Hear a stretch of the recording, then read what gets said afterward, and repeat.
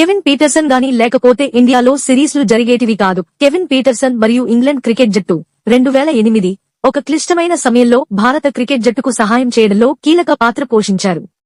ఏమి జరిగిందో ఇక్కడ ఉంది. 2008 ముంబై దాడులు మరియు ఇంగ్లాండ్ మద్దతు. నవంబర్ 2008 ముంబై ఉగ్రవాద దాడులు భారతదేశాన్ని కుదిపేసింది. అంతర్జాతీయ క్రికెట్కు భద్రతాపరమైన ఆందోళనలకు దారితీసింది.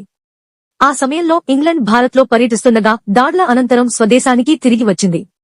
భద్రతా కారణాల వల్ల భారత్లో అంతర్జాతీయ క్రికెట్ దెబ్బతింటుందని చాలా మంది భయపడ్డారు. కెవిన్ పీటర్సన్ నిర్ణయం. ఆ సమయంలో ఇంగ్లండ్ కెప్టెన్ గా ఉన్న కెవిన్ పీటర్సన్ ఇంగ్లండ్ జట్టును టెస్టు సిరీస్ కోసం భారత్కు తిరిగి వచ్చేలా చేయడంలో కీలక పాత్ర పోషించాడు. భద్రతాపరమైన సమస్యలు ఉన్నప్పటికీ భారత క్రికెట్కు మరియు సాధారణంగా క్రీడకు మద్దతు ఇవ్వడం ముఖ్యమని అతను నమ్మాడు.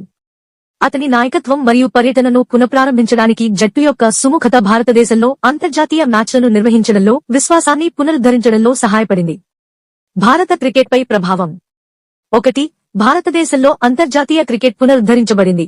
2009 లాహోర్ దాడి తర్వాత పాకిస్తాన్తో జరిగిన దానిలాంటి సంభావ్య ఒంటరితనాన్ని నిరోధించడం ద్వారా క్రికెట్కు భారతదేశం సురక్షితంగా ఉందని సిరీస్ ఇతర జట్లకు భరోసా ఇచ్చింది. 2. Boost morale. ఎంఎస్ ధోని నేతృత్వంలోని భారతదేశం చెన్నై టెస్ట్ను ఐకానిక్ పరుగుల వేటలో గెలిచింది. ఇక్కడ సచిన్ టెండూల్కర్ మ్యాచ్ విన్నింగ్ సెంచరీని సాధించాడు. 3. దీర్ఘకాలిక భద్రతా చర్యలు. ఇది భవిష్యత్తులో భారతదేశంలో జరిగే క్రికెట్ ఈవెంట్ల కోసం మెరుగైన భద్రతా ఏర్పాట్లకు దారితీసింది.